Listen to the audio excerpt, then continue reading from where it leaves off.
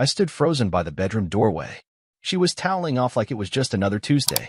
Her wet hair clung to her shoulders, her perfume mingled with the steam from the shower, and her voice, God, her voice, dripped with casual cruelty. "Darling," she said, without even looking at me, "now that I got emotions from Mark, you may touch me." Touch her? After what I knew? After the message that had burned itself into my brain just minutes earlier? I didn't answer right away. I watched her like I was watching a wild animal I didn't recognize anymore, something wearing my wife's skin. Her name's Ashley, by the way. She used to be the woman I thought I'd grow old with. Now she was just a beautifully wrapped betrayal. I took a breath. My voice came out low, like it had clawed its way out of my gut. "No need," I said. "I already know everything, and soon Mark's wife will too. In fact, I'm on my way to her right now." She finally turned around, and the smirk died on her face. I kept going. "Oh, and check your bank account. All you'll find there is zeros." She dropped the towel. "Aaron, what the F asterisk asterisk asterisk are you talking about?" That was the moment. Right there. That was when the game flipped. And the truth stopped hiding. 2 days earlier, I was just a husband working overtime to make life good for a woman I didn't know had already left me in every way that mattered. I work in real estate. Late nights, weekend calls, pressure to perform, it all came with the job. But I loved Ashley. I trusted her. I thought we were in this together. The first crack came last week. She started wearing makeup to the grocery store. I asked her about it. She laughed. "Oh, please, Aaron. I'm allowed to look decent outside, aren't I?" Of course she was. But something in her tone, it felt like a slap I wasn't supposed to flinch from. Then came the late-night walks. She'd leave in yoga pants and come back with her hair smelling like men's cologne. Said she needed time to clear her head. Once or twice I believed it. After the 5th time, I started digging. And that's when I found the texts. She hadn't even bothered to use a nickname. Just Mark. She wrote things like, "You feel like a vacation from real life. Aaron wouldn't understand what we have. I needed that. You made me feel again." I stared at the screen, shaking. Not crying. Not yet. Just shaking like my body didn't know how else to process this poison. Mark. Mark Davis. Her gym friend. Married. 2 kids. I'd met him. Shook his hand at a barbecue and laughed with him over beers. All this time, he was tearing into my life with a smile. But I didn't confront her right away.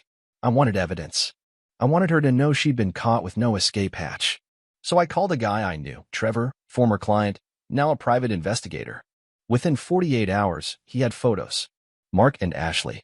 At a motel on the edge of town. Her legs wrapped around him in the parking lot. Her face lit up in a way I hadn't seen in years. I didn't sleep that night. Just watched the clock and planned every word of what I'd say. But then Ashley beat me to it with that line. Now that I got emotions from Mark. She actually had the nerve to come back from a motel, shower off his sweat, and offer me leftovers like I was some kind of grateful mutt. That's when I snapped. That's when I told her about the bank accounts. She didn't know I'd been quietly moving our funds for weeks, preparing for a joint investment that never came. Everything was in my name. Her cards? Shut down. Her savings? Emptied. I walked out before she could finish screaming.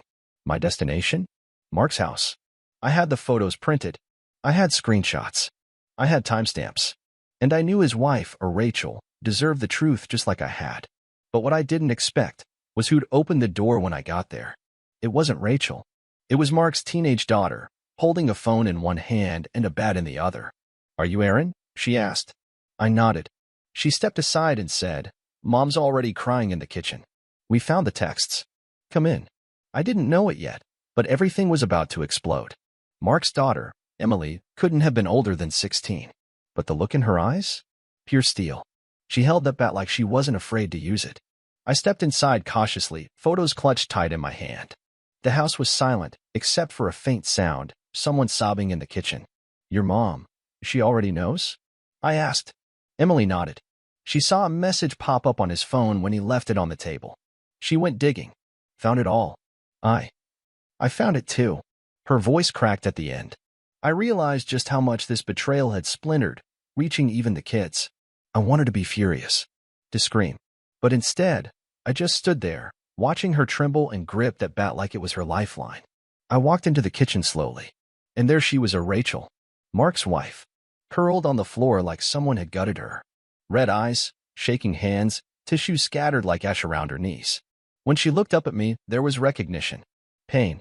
Aaron, she whispered. I nodded, then knelt and gently set the printed photos on the floor between us. The motel. The texts. The timestamps. I didn't know you already found out, I said quietly. But I thought, you deserve the full picture. She didn't even touch the photos. Just stared at them.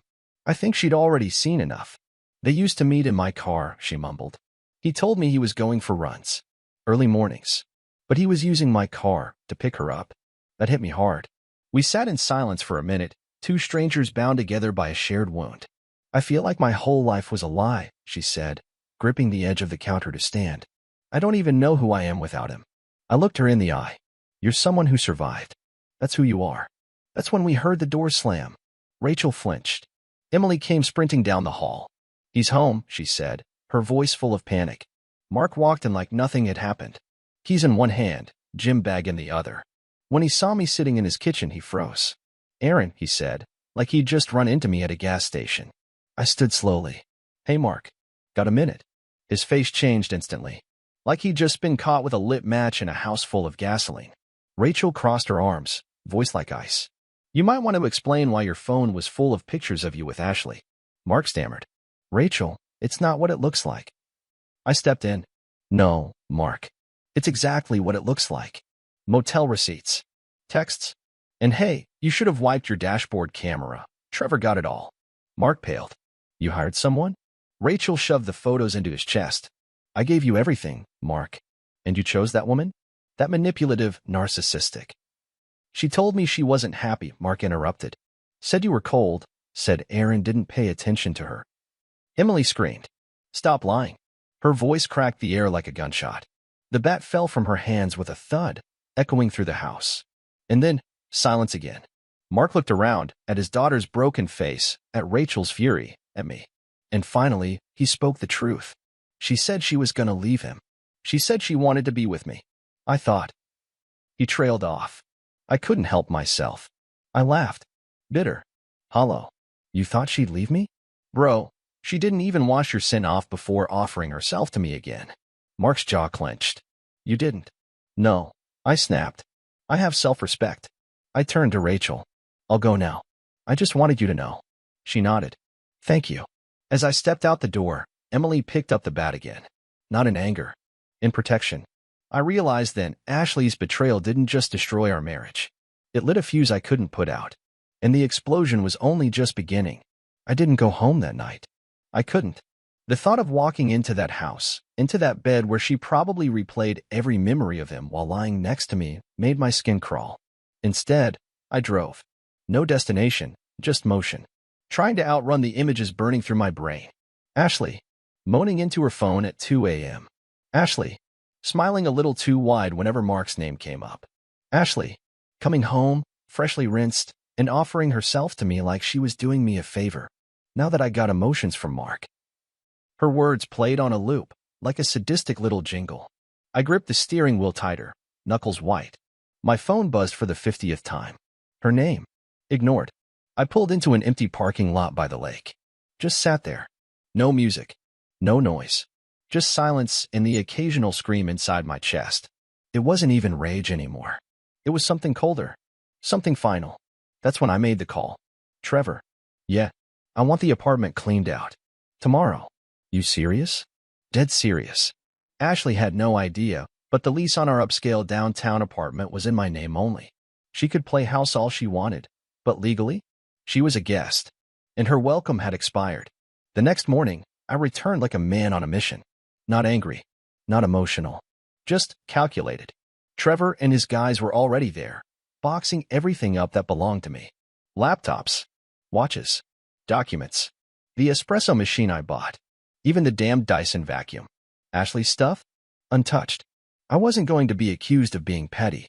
Let her drown in her designer labels and her worthless lies. She walked in at 10:16 a.m. Perfect timing.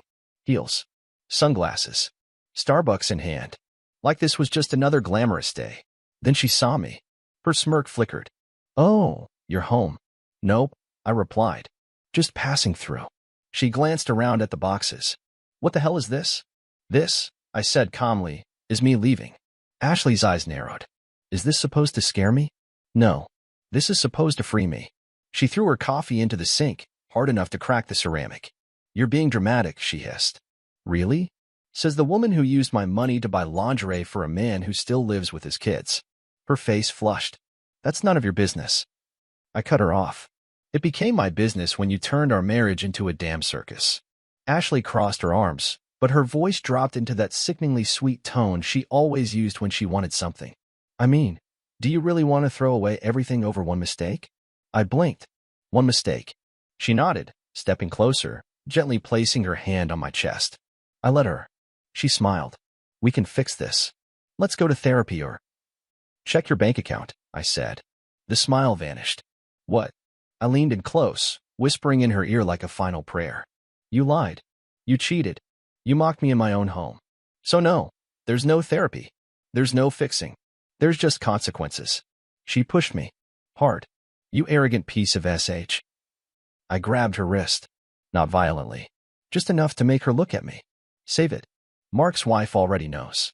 Your little fairy tale's collapsing. Her mouth opened. Closed. She didn't know what to say. For once, Ashley had no script. I left with my boxes. My dignity. My spine.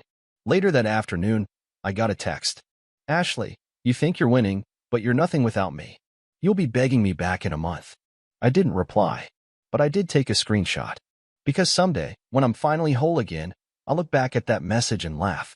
Because that wasn't love. That was war. And I was finally done surrendering.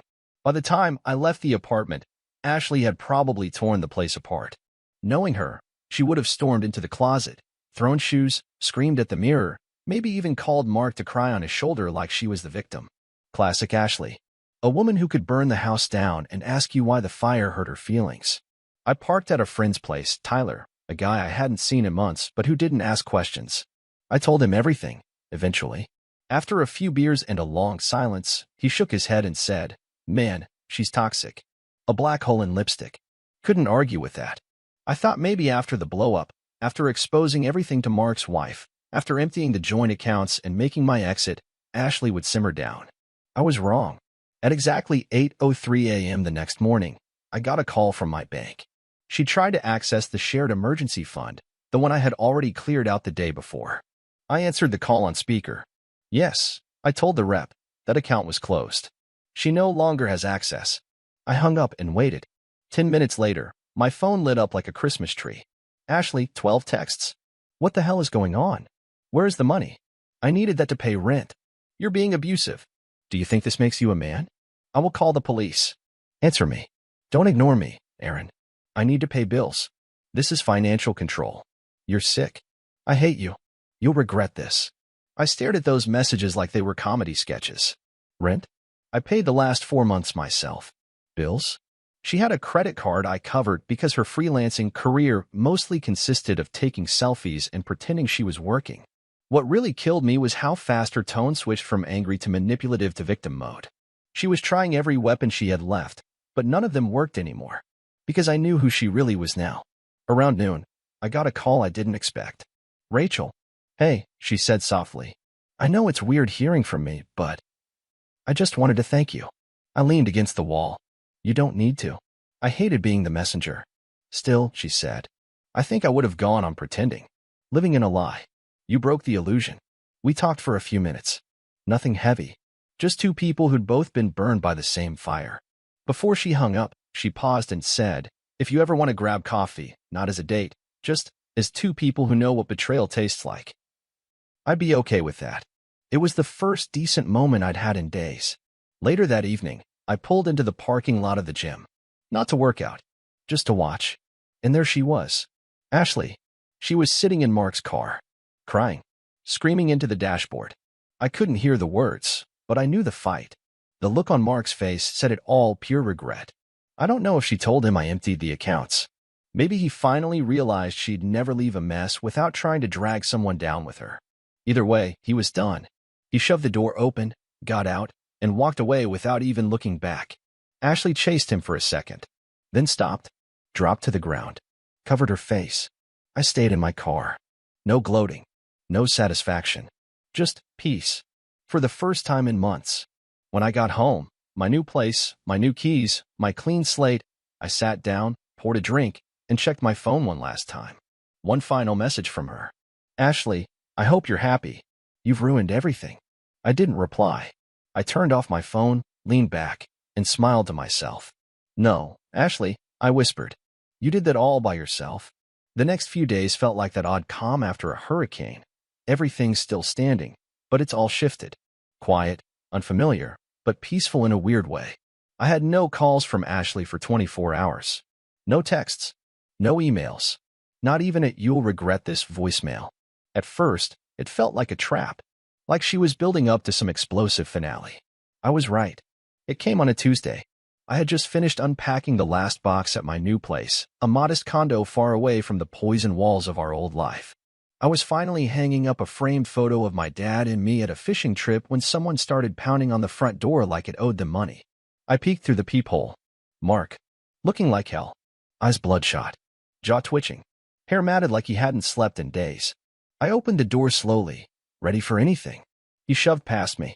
She's insane, he shouted, pacing the living room like a man on the edge. I shut the door behind him, arms crossed. You don't say. She told my wife we were getting married. She showed her a ring, man. I blinked. A ring. He nodded. Said I gave it to her. Rachel lost her mind. She threw all my clothes in the yard and called her dad. I'm staying at a motel. I almost felt bad. Almost. I didn't give her a ring, Aaron. I swear on my kids. She bought that herself. Told Rachel some twisted story that I proposed and we were gonna run away together. I sat down, watching this guy unravel on my new couch. You really had no idea what she was capable of? He stopped pacing, looked at me like he was seeing me for the first time. No, he said. I thought she was just exciting. You know? Something different. You mean reckless, unstable, addicted to drama. He didn't answer. I lost everything, he muttered after a beat. My wife. My kids. My job. HR found out about the affair. I'm on indefinite leave. I leaned forward. And for what? Some stolen hotel room feelings and a woman who treats loyalty like a joke. Mark shook his head, face crumbling. She said she loved me. I couldn't help it. I laughed.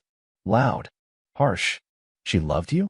Mark, she came home from you, dripping with guilt, and told me I could touch her because she already got her emotions from you. That's not love. That's sociopathy wrapped in lingerie. He sat down, buried his face in his hands. She's been texting me nonstop, he groaned, threatening to tell my boss more lies. Saying if I don't take her back, she'll do something crazy. She won't, I said. She just needs an audience. Don't give her one. But I knew Ashley. If she felt cornered, she wouldn't just roll over. She'd claw, scream, light the room on fire if it meant people looked at her. And she wasn't done yet. Not even close. That night, I got a message from an unknown number. Unknown, you're ruining lives. You'll regret this. No name. No profile pic. But I didn't need a name. I knew that venom. Ashley. She'd burned everything down, and now she was mad at the ashes for not rebuilding themselves. Mark left after midnight, quieter this time. Exhausted. Defeated. A shadow of the smug guy who once smiled at my wife behind my back. As he walked out, he turned and asked, "What now?" I stared at the door as it closed behind him. Now? Now I rebuild. But not with lies. Not with masks. With truth.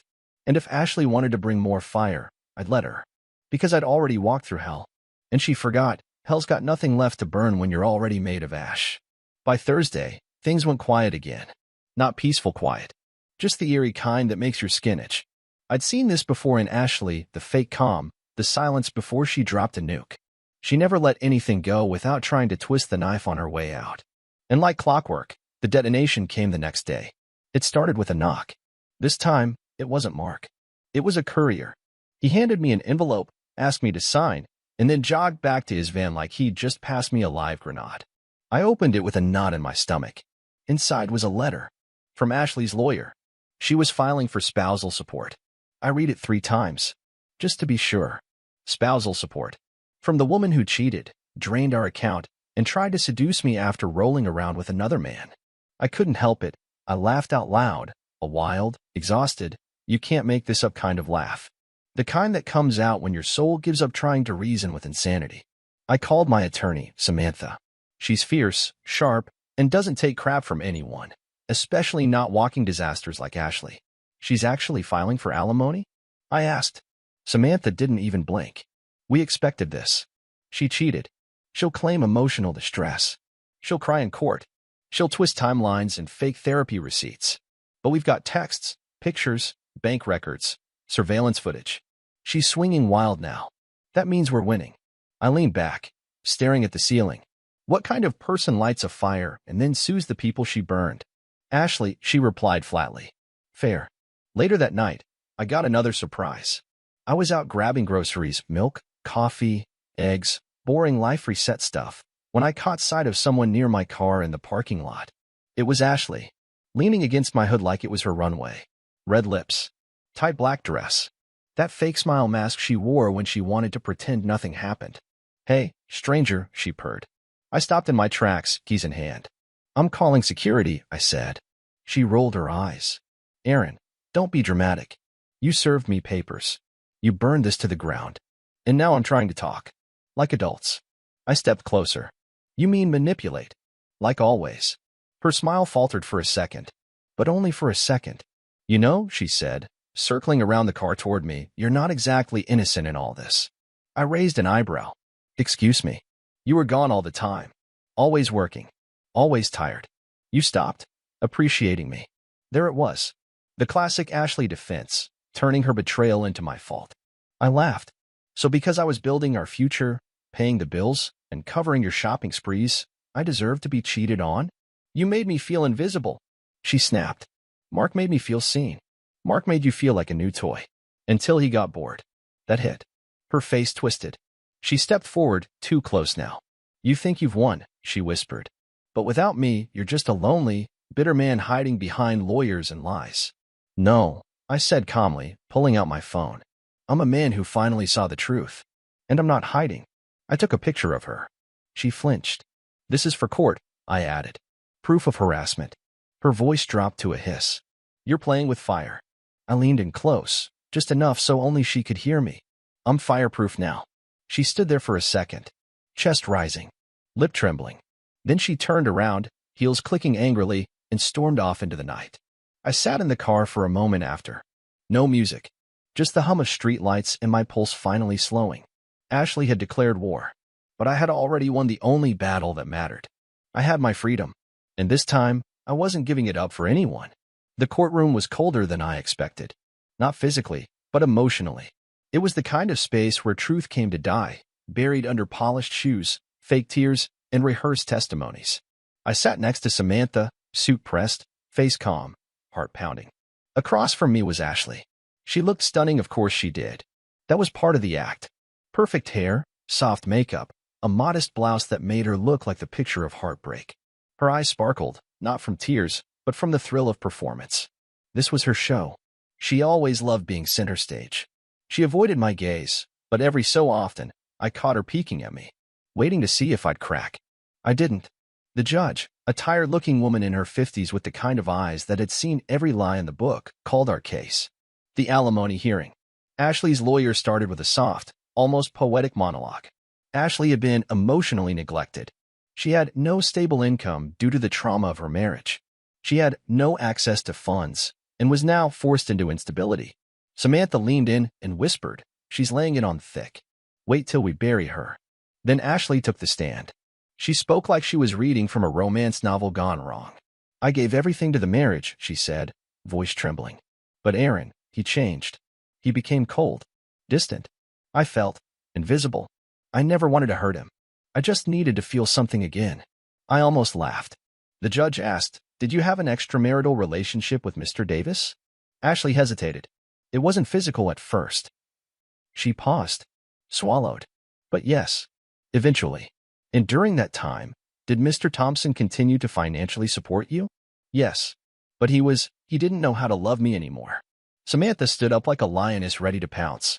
Ashley, she began sweetly, did you buy a ring and tell Mr. Davis's wife that he proposed? Objection. Overruled. Ashley blinked. That was a misunderstanding. Did you use Mr. Thompson's credit card to pay for hotel rooms with another man? Pause. We shared finances.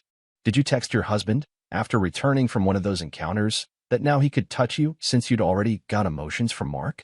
Dead silence. Ashley stared at her hands. No further questions, Samantha said. We had texts, photos, video surveillance. We even had the motel receipts with timestamps that matched her GPS. The judge took it all in. Calm, neutral, deadly. And just like that, Ashley's case collapsed like a house of cards. The judge ruled no alimony. Ashley blinked in disbelief. Like the spell she'd cast had suddenly broken and the mirror was showing her real face. As we left, she called after me. Aaron. I turned. Not for her. For closure. She stood in the hallway of the courthouse, eyes no longer sparkling, just bloodshot, hollow. You ruined everything.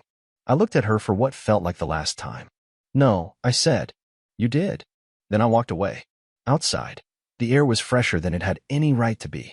I got into my car, loosened my tie, and stared at my reflection in the rearview mirror. I didn't look broken. I looked alive. This wasn't just the end of a marriage. It was the death of illusion.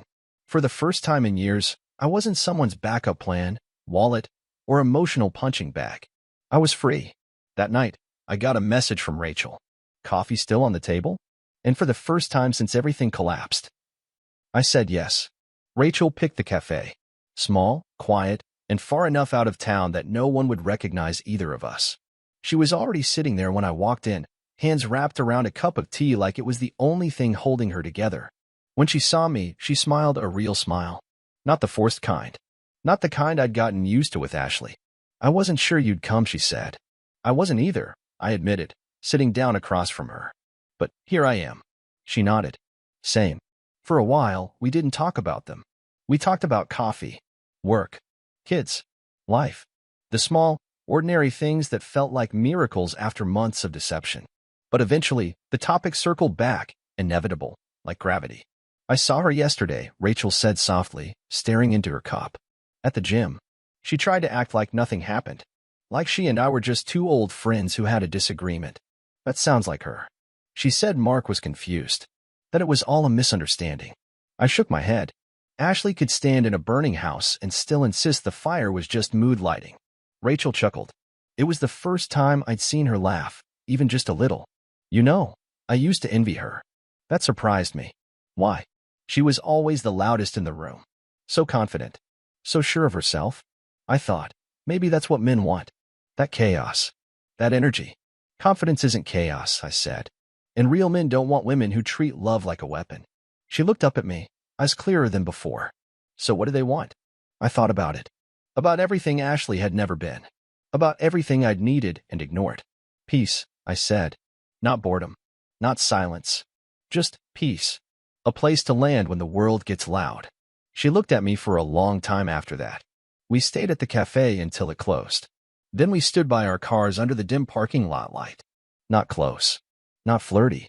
Just two survivors breathing in the night air like it didn't hurt anymore. You think they'll end up together? Rachel asked. I laughed. They'll implode. Ashley can't stand still long enough to build anything real. And Mark's too spineless to stop her. She smirked. Guess we dodged a bullet. I opened my car door. We didn't dodge it, Rachel. We got shot point blank. We just survived. She smiled again, softer this time. Then maybe that's our superpower. A week later, I got a letter. From Ashley. It wasn't handwritten too personal for her. It was typed, probably drafted 5 times to make sure it sounded measured. She wrote that she was moving to California. Said she needed a fresh start. Said she hoped someday we could be friends. I didn't reply. There's a difference between closure and reopening wounds. It's been 3 months now. I'm still rebuilding. Still learning how to be alone without feeling lonely. I got a new couch. A new routine. A life that doesn't revolve around someone else's moods or needs. I even reconnected with old friends, people Ashley had pushed away, subtly, over time. It's funny how you don't see the isolation happening until the walls are already up. As for Rachel, we still meet sometimes. No labels. No pressure. Just two people finding comfort in real conversations and honest silences. If you're reading this and going through something similar, here's what I'll say. You'll survive. It won't be clean. It won't be easy. But the version of you that walks out the other side, he's stronger, smarter, sharper, and best of all, free. Because loving someone who lies, manipulates, and betrays isn't love. It's war. And when it's finally over, you don't rebuild what burned. You build something better. From the ashes.